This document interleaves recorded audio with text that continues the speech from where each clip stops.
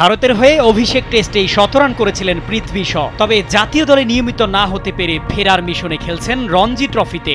এবার মুম্বাই ছেড়ে মহারাষ্ট্রে যোগ দিতে যেন ভাগ্য বদলেছে তার। ব্যাট হাতে অনন্য ইতিহাস গড়েছেন ভারতের এই ব্যাটার। ৪ দিনের ম্যাচেই খেলেন চোখ ধাঁধানো ঝোড়ো ইনিংস। চণ্ডীগড়ের বিপক্ষে ২৯ ও ৫ ছক্কায় মাত্র ১৪১ বলে ডাবল সেঞ্চুরির গৌরব অর্জন করেন এই ওপেনার, যা টুর্নামেন্টের ইতিহাসে দ্বিতীয় দ্রুততম ডাবল সেঞ্চুরি। তবে রঞ্জিতে ১৯৮৫ সালে বরোদার বিপক্ষে ওয়াংখেড়েতে ১২৩ বলে রবি শাস্ত্রীর করা ডাবল সেঞ্চুরিটি দ্রুততম রেকর্ড। পৃথ্বীর রেকর্ড গড়ার দিনে মাত্র ৬২ বলে সেঞ্চুরি শেষে করেন ডাবল সেঞ্চুরি।